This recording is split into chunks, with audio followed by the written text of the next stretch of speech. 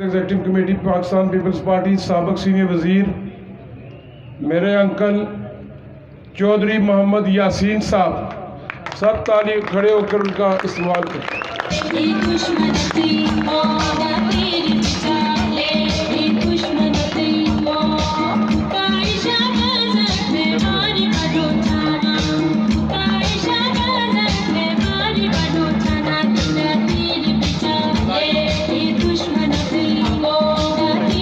नहमदुहुन्नसल्ली अला रसूलिल करीम अम्मा बाद फ़ऊज़ु बिल्लाहि मिनश शैतानिर रजीम बिस्मिल्लाहिर रहमानिर रहीम।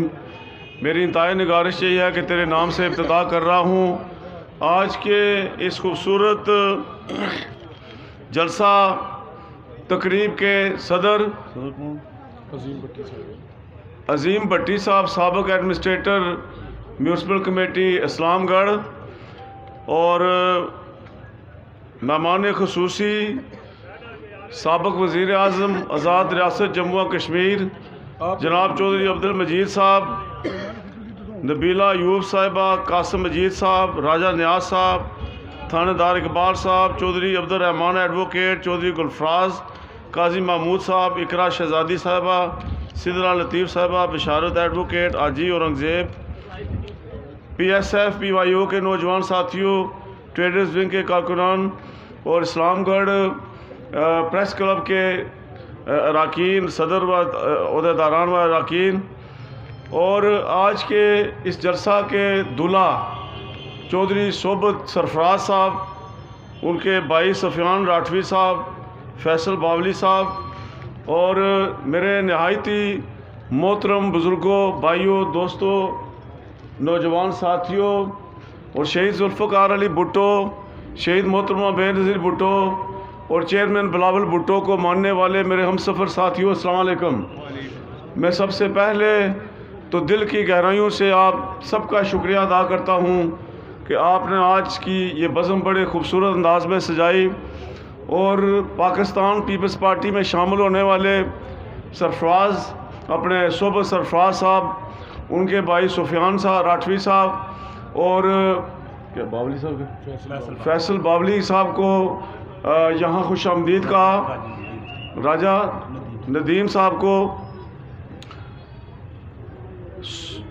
सोबत सरफराज साहब के दादा पाकिस्तान पीपल्स पार्टी में रहे, उनके वालिद चौधरी अफसर राठवी साहब पीपल्स पार्टी में रहे, और वो आज अपने घर वापस आए हैं। मैं उनको पाकिस्तान पीपल्स पार्टी में वापसी पर दिल की गहराइयों से खुश आमदीद कहता हूँ, और उन्हें अपनी तरफ से पाकिस्तान पीपल्स पार्टी की क़यादत की तरफ से, बिलावल भुट्टो साहब की तरफ से, और चौधरी मजीद साहब की तरफ से ये यकीन दिलाता हूँ, कासिम मजीद की तरफ से, कि जो उम्मीदें, जो मंगें, जो तवक्कात, जो एक्सपेक्टेशंस लेकर वो आज शहीदों के इस काफ़िले में शामिल हुए हैं, उन्हें कभी मायूस नहीं किया जाएगा।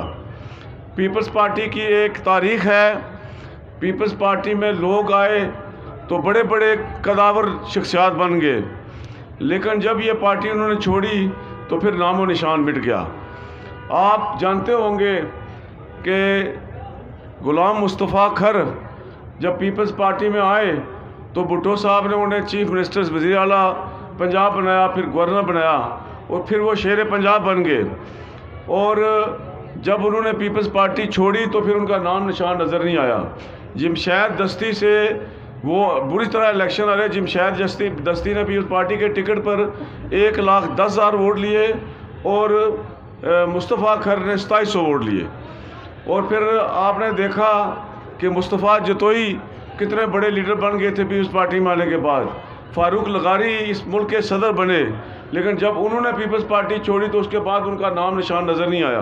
तो ये शहीदों की पार्टी है। शहीद जुल्फ़िकार अली भुट्टो ने, शहीद मोहतरमा बेनज़ीर भुट्टो ने मुमलकत पाकिस्तान की खातिर अपने जाने कुर्बान की। भुट्टो साहब अगर चाहते तो वो आज तक पाकिस्तान पे हुक्मरानी करते, लेकिन उन्होंने सूलों पे सौदेबाजी नहीं की।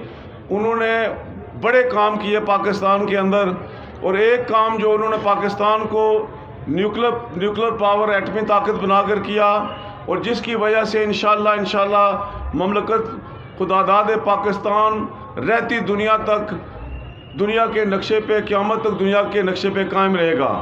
आप इतना अंदाज़ा करें कि आज अगर पाकिस्तान न्यूक्लियर ताकत ना होता तो नरेंद्र मोदी जैसा मकरू और घिनौने अज़ाइम रखने वाला शख्स हिंदुस्तान का वज़ीर आज़म बन गया था।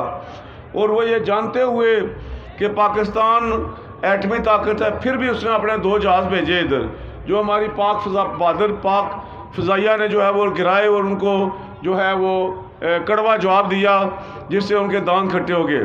तो अगर खुदा न खास्ता अगर पाकिस्तान न्यूक्लियर ताकत ना होता तो फिर वो आप देखते हो कब का चढ़ दौड़ता पाकिस्तान पे।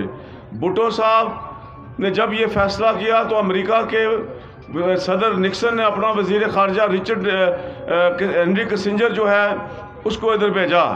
और हेनरी किसिंजर अपनी बायोग्राफी में, अपनी सवाने उम्री में लिखता है कि मुझे प्रेसिडेंट निक्सन ने पाकिस्तान भेजा कि जुल्फ़िकार अली भुट्टो को समझाओ कि वो ये एटमी ताकत का जो प्रोग्राम है पाकिस्तान का एटमी कुव्वत बनने का, इससे पीछे हट जाएं। वो कहता है मैं गया तो मैं भुट्टो साहब से मिला, तो भुट्टो साहब और हम हार्वर्ड यूनिवर्सिटी में इकट्ठे पढ़ते रहे, हम दोस्त थे, तो मैं उनको जुल्फ़ी कहा करता था। तो मैंने कहा mister Bhutto, although you are my friend but today I am here as secretary of state of the United States of America, के बावजूद इसके कि आप मेरे दोस्त हैं, लेकिन आज मैं अमेरिका के वज़ीर ख़ारजा की हैसियत से यहाँ आया हूँ। और सदर निक्सन ने मुझे पैगाम देकर भेजा आपके लिए कि if you don't roll back the nuclear program, the United States of America will have no option left but to make a horrible example of you, कि अगर आप ये एटमी प्रोग्राम रोल बैक नहीं करेंगे, इससे पीछे नहीं हटेंगे, तो अमेरिका के पास और कोई चाराकार नहीं रहेगा सिवाय इसके कि आपको निशान इबरत बना दिया जाए। तो जुल्फ़िकार अली भुट्टो शहीद ने कहा कि मैं हर वो सज़ा भुगतने के लिए तैयार हूँ, लेकिन मैं चाहता हूँ कि मेरा मुल्क क़यामत तक दुनिया के नक्शे पे कायम रहे, और वो इसी सूरत में रह सकता है जब हम एटमी ताकत बन जाए, इसलिए कि हिंदुस्तान हमसे बड़ा मुल्क है, वो जारा मुल्क है और वो एटमी ताकत बन चुके हैं, तो इससे मैं पीछे नहीं हट सकता। और उसके बाद जो है उन्होंने साजिशें की, ज़िया-उल हक को जो है वो डॉलर्स फराहम किए, PNA की तहरीक चलवाई, और फिर जाके तस्वीया भी हो गया PNA की लीडरशिप से नए इंतखाबात कराने का। लेकिन बावजूद इसके ज़िया-उल हक ने जो है वो कू किया, भुट्टो साहब की हुकूमत का तख्ता उल्टाया, बगावत की, और फिर भुट्टो साहब को एक झूठे मुकदमे में उनको जो है वो सज़ाए मौत दी गई। उन्हें ये कहा गया, शाह फैसल ने कहा, मुअम्मर कज़ाफ़ी ने कहा, हाफ़िज़ अल-असद ने कहा कि भुट्टो साहब को हमारे वाले कर दो। तो जब भुट्टो साहब को ये ऑफ़र हुई तो उन्होंने कहा नहीं, मैंने जीना मरना पाकिस्तान में है, मैं तारीख़ के हाथों मरने से ज़्यादा मुकद्दम समझता हूँ मैं किसी डिक्टेटर के हाथों मर जाऊँ। और आज शहीद जुल्फ़िकार अली भुट्टो की बरसी पे चौधरी साहब और मैं हमेशा इकट्ठे जाते हैं।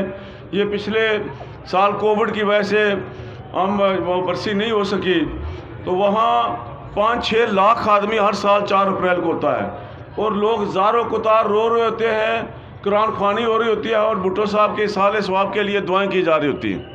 जबकि उनके मुकाबले में ज़िया-उल हक जिसने उनको शहीद किया, उनको कत्ल किया, वो मरा, जहाज़ क्रैश हुआ, उसकी हड्डी बोटी नहीं मिली, पता नहीं किस किस की हड्डियाँ इकट्ठी करके उसकी तदफीन जाके फैसल मस्जिद में की। बुज़ुर्गों और दोस्तों, मेरा घर इस्लामाबाद में फैसल मस्जिद के करीब है, मैं अक्सर वहाँ नमाज़ पढ़ने के लिए जाता हूँ। मैं आपको हल्फन बताता हूँ कि मैं देखता हूँ कि ज़िया-उल हक की कब्र पे कुत्ते पेशाब कर रहे होते हैं, और जुल्फ़िकार अली भुट्टो के लिए पूरी दुनिया में बसने वाले पाकिस्तानी और कश्मीरी उनके साले सवाब के लिए दुआएं मांग रहे होते हैं। तो ये फ़र्क है क़यादत में। तो अगर भुट्टो साहब अपनी जान बचाना चाहते तो वो भी नवाज़ शरीफ की तरह जो है वो भाग जाते मुल्क से, 10 साल का मुआहदा करके सऊदी अरब चले जाते, और बीमारी का बहाना करके अब इंग्लैंड चले गए हैं। लेकिन लीडरशिप होती है। भुट्टो साहब ने कहा ये नहीं हो सकता। फिर चौधरी साहब गवाह है, चौधरी मजीद साहब, हम दोनों CC की जो सेंट्रल एग्जीक्यूटिव कमेटी है उसकी मीटिंग में बैठे थे। दुबई में जब मोहतरम बेनज़ीर भुट्टो साहबा की वापसी का प्रोग्राम बना तो हमने पूरी सीसी ने, सारे मेंबरान ने मोहतरमा से ये रिक्वेस्ट की कि मोहतरमा आपकी ज़िंदगी को ख़तरा है, आप पाकिस्तान ना चलें, आप यहाँ से इंतखाबी मुहिम चलाएं। तो मोहतरमा ने कहा नहीं, मेरे वतन के लोग मुझे देखना चाहते हैं, मेरा वतन मुश्किलात में है, स्वात में पाकिस्तान का कौमी झंडा उतार दिया गया है, मैं पाकिस्तान जाकर पाकिस्तान का कौमी परचम स्वात में जाकर लहराऊंगी, मैंने हर हाल में जाना है। उन्होंने ना बात मानी, वो आई और वो शहीद होगी। लेकिन जब पाकिस्तान में पाकिस्तान पीपल्स पार्टी की हुकूमत आई, इस मुल्क में जब भी साफ शफाफ इंतखाबात हुए, और हर डिक्टेटर को देख लें, अयूब खान गया, ज़िया खान गया तो पीपल्स पार्टी जो है वो मार्ज़, उनकी पीपल्स पार्टी की हुकूमत मार्ज़ वजूद में आई। फिर ज़िया गया तो फिर पाकिस्तान पीपल्स पार्टी की हुकूमत मार्ज़ वजूद में आई। फिर परवेज़ मुशर्रफ गया तो फिर पाकिस्तान पीपल्स पार्टी की हुकूमत मार्ज़ वजूद में आई। तो जब पाकिस्तान पीपल्स पार्टी की हुकूमत बनी तो आसिफ अली जरदारी साहब ने, सदर आसिफ अली जरदारी साहब ने जो है वो स्वात पर वापस पाकिस्तान का कौमी झंडा लहराया। तो ये क्या पीपल्स पार्टी की सियासत और दीगर पार्टियों की सियासत में ज़मीन आसमान का फ़र्क है। पाकिस्तान पीपल्स पार्टी एक प्रोग्रेसिव पार्टी है। पाकिस्तान पीपल्स पार्टी मुल्क पाकिस्तान के चारों सूबों के इत्तेहाद की ज़ामन है। पाकिस्तान पीपल्स पार्टी कश्मीर की आज़ादी की ज़ामन है।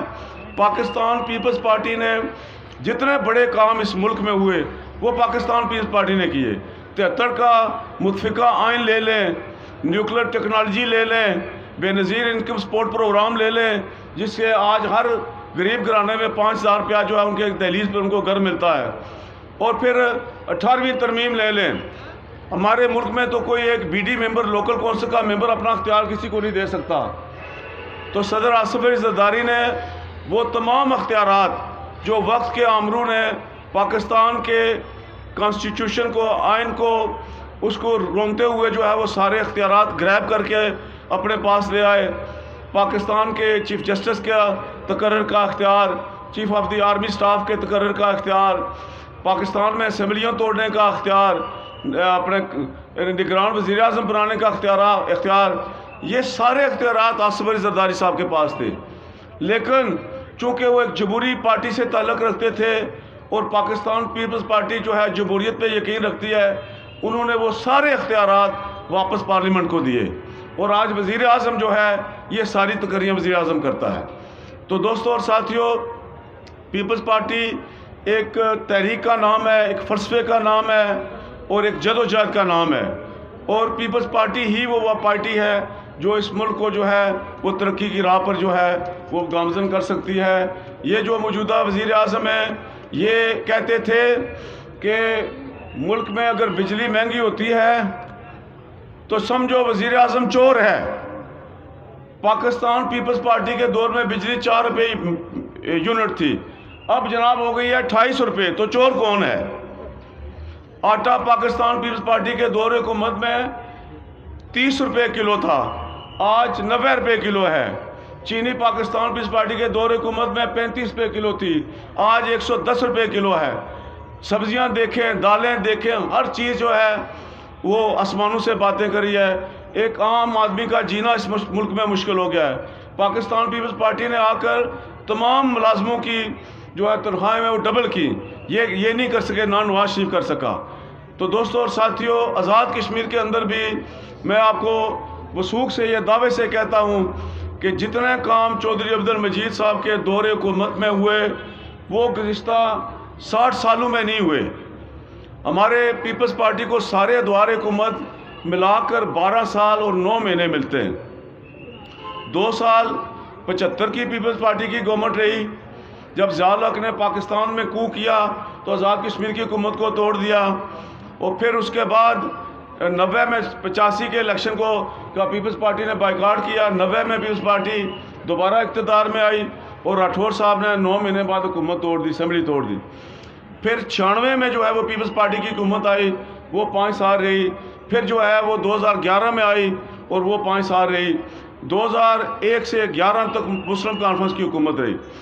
मुस्लिम कॉन्फ्रेंस को कम वो पेश 50-55 साल हुकूमत करने में लगे मिले इस मुल्क में, इसलिए कि वो मुख्तलिफ चोर दरवाज़ों से हुकूमत में आते रहे। ये नून लीग भी उसी की कोख से निकली, लेकिन पीपल्स पार्टी हमेशा एक जमहूरी अमल के ज़रिए इक़्तिदार में आई, साफ शफाफ इंतखाबात के ज़रिए आई। तो पाकिस्तान मुस्लिम कॉन्फ्रेंस की हुकूमत ने अपने 55 साला दौर में आज़ाद कश्मीर में एक मेडिकल कॉलेज ना दिया, एक यूनिवर्सिटी ना दी। एक जो यूनिवर्सिटी कायम हुई थी वो तहरीक अमल के जो जनरल याद खान थे उन्होंने दी थी। लेकिन पाकिस्तान पीपल्स पार्टी ने आके 5 यूनिवर्सिटियाँ दी, 3 मेडिकल कॉलेज दिए और रियासत को एक एजुकेशन स्टेट में तब्दील किया। ये कारनामा चौधरी अब्दुल मजीद साहब का है और आसिफ जरदारी साहब के हम शुक्रगुजार हैं जिन्होंने हमें ये सारे फंड्स फराहम किए। और इसके अलावा तमाम हल्कों में जो है वो एजुकेशन पैकेज मिले। हर आपके हल्के में 4 कॉलेज हैं, मेरे 4 डिग्री कॉलेज हैं। इंटर कॉलेज कितने हैं? 19 कॉलेज हैं आपके हल्के में। नहीं इस हल्के में, इसमें मैं वो 19 तो चढ़ोई में है। 6 इंटर है, 6 इंटर कॉलेज है, 10 कॉलेज हैं आपके, लेकिन आपका हल्का छोटा है। तो मेरे हल्के में चढ़ोई में 19 कॉलेज हैं, 5 डिग्री कॉलेज है, 14 इंटर कॉलेज है अल्लाह के फजल करम से। चढ़ोई में 2 तहसीलें हैं, चढ़ोई में भी तहसील है और दलिया जट्टा में भी तहसील है, और ये सब पाकिस्तान पीपल्स पार्टी के दौरे हुकूमत में बनी है। तो दोस्तों और साथियों, ये ज़मीन ये सड़कें आपकी, ये जो रोड है मीरपुर से कोटली तक जो है, ये जो अब्दुल मजीद साहब के जो है वो हाथों से इसका सगे बुनियाद रखा गया। ये जितनी आज़ाद कश्मीर की बड़ी रोड्स हैं, एक वक्त था कि कोला से मुजफ्फराबाद जाने के लिए 2 घंटे 2.5 घंटे लगते थे, लेकिन चोई साहब ने वहाँ हाईवे बनाया, एक्सप्रेस वे बनाए। आज कोला जब आप पहुँचते हैं तो 20 मिनट में जो है वो आप मुजफ्फराबाद पहुँच जाते हैं। तो ये पीपल्स पार्टी का जो दौर हुकूमत था, ये 5 साल 11 से 16 तक चौधरी अब्दुल मजीद साहब की क़यादत में वो आज़ाद कश्मीर का सुनहरी दौर था। अब इनको 5 साल हो गए हैं, कोई एक मेगा प्रोजेक्ट आपको नज़र आ रहा है रियासत के अंदर? ये एक प्राइमरी स्कूल नहीं दे सके, एक डिस्पेंसरी नहीं दे सके, लूट मार में रहे, लूट मार करने में लगे रहे। हमारे दौर में हमारा जो डेवलपमेंट का तरक्याती बजट था वो 10 अरब रुपये था, इनके दौर में इनको 25 अरब रुपया मिल गया, लेकिन ग्राउंड पे कोई मेगा प्रोजेक्ट नज़र नहीं आता। तो दोस्तों और साथियों, ये जो है वो लूट मार में लगे रहे, और इंशाल्लाह नून लीग और पीटीआई दोनों निशान इबरत बनेंगी।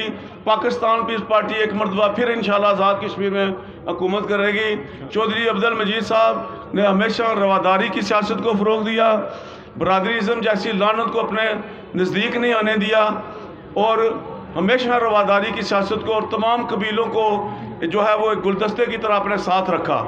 और बैंस बरादरी जो है, मैं समझता हूँ इनकी अपनी एक तारीख़ है, और ये कैप्टन सरफराज साहब के साथ इनका सियासी मुकाबला रहा, लेकिन जब कैप्टन सरफराज साहब बीमार हुए तो चौधरी साहब वज़ीर आज़म की हैसियत से उनके घर गए और 10 करोड़ रुपया जो है वो दिया और उनको इंग्लैंड इलाज के लिए भेजा। तो ये चौधरी साहब बड़े विजन वाले आदमी हैं और उनकी अपनी एक सियासी तारीख़ है। मैं समझता हूँ कि मौजूद चकसवारी का जो इलेक्शन और इनका वज़ीर आज़म बनना आप इस हल्का के लोगों के लिए बड़ा एजाज़ है। आइंदा पता नहीं कि चकसवारी से कोई कब वज़ीर आज़म बनेगा, लेकिन चौधरी मजीद बड़े और बड़े बावकार वज़ीर आज़म रहे अल्हम्दुलिल्लाह, और ताबीर और तरक्की का जाल बचाया। मैं ये समझता हूँ कि मौजूदा इलेक्शन अल्लाह के फजल करम से चौधरी मजीद साहब लड़ें या कासिम मजीद साहब लड़ें, अल्लाह के फजल करम से ये इलेक्शन जीत चुके हैं। इसकी रस्मी कार्रवाई बाकी होनी है इंशाअल्लाह ताला। इंतखाबात पीटीआई जो है वो एक नौसरबाजों का टोला है, और पीपल्स पार्टी जैसे मैंने कहा जो लोग छोड़ के गए वो फिर नज़र नहीं आए। ये चौधरी रज़ाक साहब मेरे भी रिश्तेदार हैं, चौधरी साहब के भी रिश्तेदार हैं समानी वाले। तो जब चौधरी रशीद साहब ने पार्टी छोड़ी तो मैंने भी उनको कहा चौधरी साहब ये जुल्म ना करें, चौधरी मजीद साहब ने भी कहा, लेकिन वो ना माने, वो पार्टी छोड़ गए। पीपल्स पार्टी ने उनको 2 दफ़ा वज़ीर बनाया, 1 दफ़ा मोहतरमा बेनज़ीर भुट्टो ने अपना मशीर बनाया। तो मैंने कहा चौधरी साहब ये जुल्म ना करें, ये पार्टी देती भी बहुत कुछ है और इसकी बदवा भी बड़ी बुरी लगती है। तो आप देख लें मुझे दुख हुआ परसों जो रज़ाक को, जब 8 साल उसने बेचारे ने मेहनत की और 8 साल के बाद जो है वो टिकट जो है वो अली शान सोनी को दे दिया गया। अली शान सोनी साहब का जो सियासी किरदार आपके सबके सामने है, तो ये पीटीआई की क़यादत का ये विजन है। आप अंदाज़ा कर लें कि एक बंदा जो 8 साल मेहनत करता रहा, उसको पीछे करके तो कैसे बंदे को ले आए जिसका कोई ना नड़ी है ना नटा है। तो चौधरी रज़ाक साहब को मैंने परसों कहा कि वापस आ जाएं अपने घर। ये जब आपने ये पार्टी छोड़ी उसके बाद आपके पाँव नहीं लगे। आज भी मैं आपको दावत देता हूँ, आप मेरे भाई हैं, मुझे दुख हुआ है आपके साथ ज्यादती हुई है, तो वापस पीपल्स पार्टी में आ जाएं। तो पीपल्स पार्टी जिन लोगों ने छोड़ी है उनको कुछ नहीं मिलेगा, मैं सिवाय रिसवाई के हिसाब के। हल्का से भी जो लोग छोड़ रहे हैं या छोड़ने जा रहे हैं उनको कुछ नहीं मिलेगा। फतह जो शिकस्त अल्लाह ताला के हाथ में है और फतह चौधरी मजीद के हक में अल्लाह ताला ने लिख दिया इंशाअल्लाह ताला। पीटीआई अगर इंतखाबात जीत रही होती तो वो NCOC जो है वो क्यों चिट्ठी लिखता आज़ाद कश्मीर के चीफ इलेक्शन कमिश्नर को कि इलेक्शन जो है वो 2 महीनों के लिए मुलतवी कर दें। कोविड पूरी दुनिया में आया, कोविड कोरोना वायरस पीक पे था जब अमेरिका में इंतखाबात हुए, यूरोप के मुख्तलिफ ममालिक में इंतखाबात हुए, यहाँ पाकिस्तान के 4 सूबों में ज़िमनी इलेक्शन हुए, हिंदुस्तान में बहुत सारी स्टेट्स में रियासतों में इलेक्शन हुए और गिलगित बल्तिस्तान में इलेक्शन हुए। आज़ाद कश्मीर में अब तो कोविड रहा ही 3-4% गया है रियासत के अंदर। तो अब सिर्फ वो चूँकि उनको शिकस्त वाज़िया सामने नज़र आ रही है और वो शिकस्त से बचने के लिए इलेक्शन को आगे लेके जाना चाहते हैं ताकि हम हॉर्स ट्रेडिंग करें, लोटे ढूंढें और फिर इलेक्शन में जाएं। लेकिन आज़ाद कश्मीर का आइन जो शहीद जुल्फ़िकार अली भुट्टो ने दिया था उसमें बड़ा वाज़िया लिखा हुआ है कि जिस दिन मौजूदा असम्बली की मुद्दत पूरी होगी उससे 60 दिन पहले आज़ाद कश्मीर में इंतखाबात नागज़ीर हैं और इस असम्बली की जो मुद्दत है वो 29 जुलाई को पूरी होगी। 29 जुलाई से पहले 60 दिन के अंदर इंतखाबात कराना चीफ इलेक्शन कमिश्नर का फ़र्ज़ है और वो आइन ये कहता है। ये तब्दीली इसी शक्ल में हो सकती है कि आइन में तरमीम लाई जाए। आइन में पीटीआई कैसे तरमीम लाएगी, उनके तो पास वोट ही 3 है सिर्फ। तो ये इलेक्शन इंशाल्लाह होंगे, वक्त पे होंगे अल्लाह के फजल करम से, और इंशाल्लाह पाकिस्तान पीपल्स पार्टी ये इंतखाब जीतेगी और हुकूमत बनाएगी और तरक्की का सफ़र जो चौधरी मजीद साहब के वज़ारत अज़्मा से हटने के बाद ख़त्म हुआ था इंशाल्लाह नए दौर में जो है दोबारा शुरू होगा। मैं एक मरतबा फिर जनाब सोबत सरफराज राठवी साहब को, सुफियान साहब को दिल की गहराइयों से खुशामदीद कहता हूँ, मुबारकबाद देता हूँ। अपने घर में आए हैं, ये पीपल्स पार्टी इज़्ज़त देने वाली पार्टी है। मैं उन्हें यकीन दिलाता हूँ कि उन्हें कभी मायूस नहीं किया जाएगा। मेरी आपसे ये इल्तमास है, गुजारिश है कि आप अपनी सफ़ों में इत्तेहाद रखें और करिया करिया फैल जाएं, घर घर फैल जाएं। चौधरी मजीद साहब के लिए, कासिम मजीद के लिए वोट मांगें। फतह आपका इंतज़ार कर रही है। वाखिर दावाना अनिल हम्दुलिल्लाहि रब्बिल आलमीन।